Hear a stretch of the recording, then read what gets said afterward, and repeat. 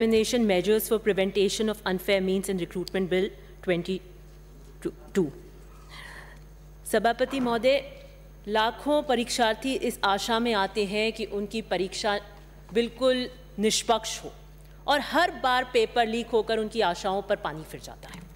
REET exam में paper leak हुआ और पूरे राजस्थान में तहलका मच गया।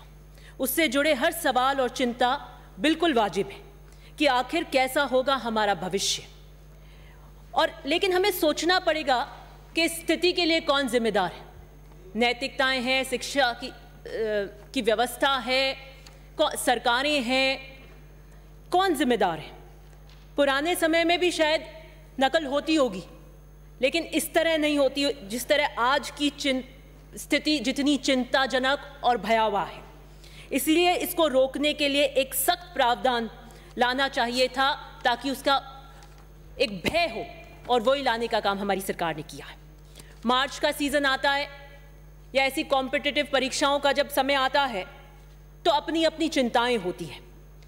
किसी को पता करना होता है कि पर्चा किसने बनाया है, किसी को पता करना है कि कॉपी कहाँ जाने वाली है, किसी को नकल के लिए नई तकनीक ईजाद करनी है, कोई अपने रिश्तेदारों और नेताओं के भरोसे बैठा है, और एक तबका सिलेबस खोलकर अपनी तैयारी के अंदर मिलान कर रहा है। और ये परीक्षा केंद्र, यहां पर बड़े बड़े इश्तिहार लगे होते हैं बाहर, मोटे मोटे अक्षरों के अंदर, परीक्षा में नकल करना पाप है, सामाजिक बुराई है। फिर आगे क्या होता है? रघुकुल रीत सदा चली आई, फिर वही पेपर लीक हो जाता है। तो प्रदेश के युवाओं को सरकार से बहुत बड़ी उम्मीद थी और वो चाहते थे, ये आस लगाए बैठे थे कि एक सख्त प्रावधान वाला कानून लाया जाएगा, एक सख्त व्यवस्था बनेगी और लगाम लगी जाएगी, और वही इस बिल के माध्यम से हमारी सरकार कर रही है। इसको 6 भागों में बांटना चाहती हूं।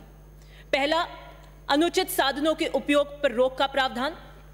दूसरा, इसमें प्रश्न पत्र के लीक करने पर रोक का प्रावधान। तीसरा, परीक्षा कार्य में लगे व्यक्ति द्वारा प्रश्न पत्र के रोक का प्रावधान। चौथा, प्रश्न पत्र, आंसर शीट या OMR शीट के लीक पर रोक का प्रावधान। परीक्षा केंद्र पर अवैध प्रवेश पर रोक का प्रावधान।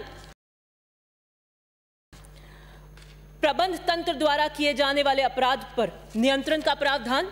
मुझे नहीं लगता इस बिल के किसी एस्पेक्ट में कोई पहलू को छोड़ा गया है, हर चीज को कवर करने की कोशिश करिए। और ये अधिनियम पेपर लीक गिरोह के ताबूत में कील साबित होगा।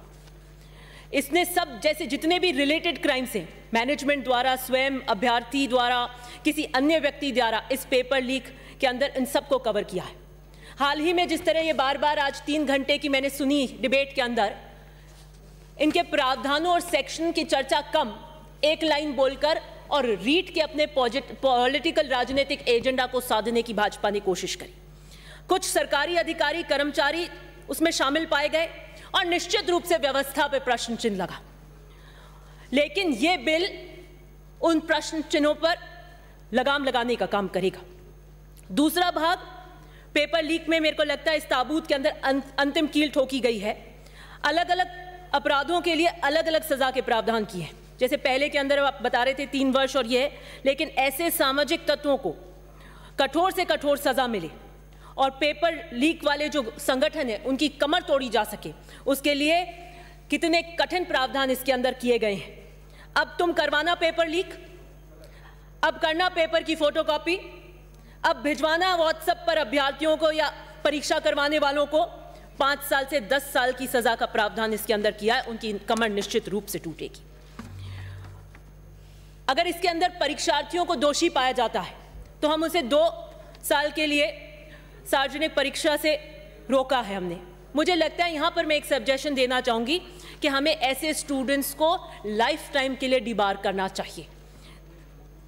चौथी बात जो मुझे इस बिल में अपील करती है वो है संपत्ति की कुर्की करने का प्रावधान। बड़ी बड़ी बातें हुई, लोगों ने बुलडोजर को अपनी ताकत का प्रतीक बनाया, और आप क्यों नहीं अब आप फूल आपका जो है कमल का, अब अपना वो आप सिंबल बदल लें, क्योंकि बदलने की आपकी आदत है। बुलडोजर अपना नेक्स्ट आप बना लें। समझ नहीं आ रहा कि संपत्ति गिराने हेतु जो बुलडोजर की जरूरत है उसे आप चुनावी रैलियों के अंदर JCB की आप फोटो लगा रहे थे। खैर, हम भी गिराएंगे ऐसी असामाजिक तत्वों की संपत्ति और युवाओं के फ्यूचर के साथ कोई समझौता हम नहीं देंगे। हमारी सरकार की कर्तव्यपरायणता और संकल्पबद्धता का प्रतीक है ये बिल। दूसरी जो शिकायत युवाओं को रहती है वो रहती है कि जब ऐसे मुकदमे हो जाते हैं और कठोर कानून भी आ जाते हैं तो किस तरह न्याय अदालतों में ठोकर खाता है, कितने कितने साल, 20 साल, 30 साल। लेकिन इस अधिनियम के अंदर राजस्थान सरकार उच्च न्यायालय के मुख्य न्यायाधीश से परामर्श कर सेशन न्यायालय स्थापित करेगी, विशेष न्यायालय स्थापित कर इस बुराई को खत्म करना चाहेगी। वो अलग बात है कि कितने कोर्ट्स खुल गए हैं, हम उसे कैसे करने का प्रावधान करें, इसकी अलग बात है। और लास्ट में मैं लास्ट 2 पॉइंट्स पे आ रही हूँ।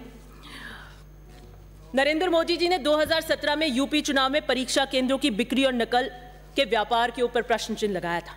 अभी कह रहे थे कि आपने आधा बिल तो हरियाणा का कॉपी किया है, यूपी का कॉपी किया है। हम आपके बिल कॉपी करते हैं तो भी आपको तकलीफ है, नहीं करते हैं तो आप कहते हैं कर्नाटका, आप कह रहे थे कर्नाटका का बिल कॉपी कर लें। दोनों तरह की बात आप करते हैं। बहरहाल मैं जब इसका अध्ययन कर रही थी और मैंने देखा कि किस तरीके के स्टडी पेपर्स और रिसर्च करी गई हैं, क्या उपाय और लोगों ने सुझाया है पेपर लीक के लिए, तो एक बड़ा ही रोचक व्यंग्यात्मक ब्लॉग मेरे सामने आया नवभारत टाइम्स का।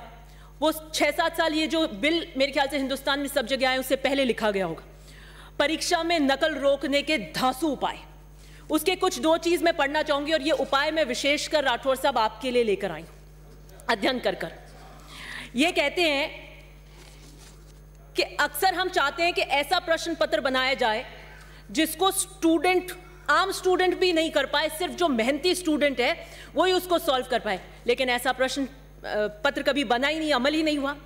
पुलिस लगाकर हमने देख ली, आर्मी का सहारा बचा है। आर्मी आपकी फेवरेट है, आप प्रतिष्ठा का सवाल बनाते हैं, हमारी भी है, हम भी सम्मान करते हैं। पूरे देश की मर्ज की रामबाण औषधि आर्मी है। युद्ध हो तो आर्मी, आतंकवादी कार्रवाई हो तो आर्मी, दंगा हो तो आर्मी, बाढ़ प्रकोप हो तो आर्मी, भूकंप हो तो आर्मी, एक परीक्षा से नकल रोकने का काम हो तो आर्मी बुलानी बाकी रह गई। मैं नहीं कह रही हूं, मुझे मत कोट कीजिएगा, किसी और ने ब्लॉग लिखा है। तो ये कहते हैं कि आर्मी ना बुलानी पड़े तो हम कैसे उपाय इसमें इंट्रोड्यूस कर सकते हैं। वो ये कहते हैं कि एक तो आप इन स्टूडेंट्स जो चीटिंग करते हुए पकड़े जाएं उन पे देशद्रोह का आरोप लगा के गिरफ्तार करें। Please conclude now. Last point है, मैं कांग्रेस से रोज एक ही आती हूं और बिल के फेवर में बोल रही हूं। मैं 3 घंटे से सारे बीजेपी कर रहे हैं, तो पार्टी से टाइम कर लें आप। बोलिए। लास्ट पॉइंट पे हूं, मैं फिनिश कर रही हूं। देशद्रोह का आरोप लगा के गिरफ्तार करें तो मुझे लगा सेडेशन तो भाजपा का फेवरेट है, जो स्वप्न काल के अंदर राठौर साहब हमेशा सत्ता में एक प्रभावी इफेक्टिव मंत्री तो थे, इसमें कोई संकोच नहीं, बने रहते हैं, सेडेशन को मिसयूज कर लेंगे।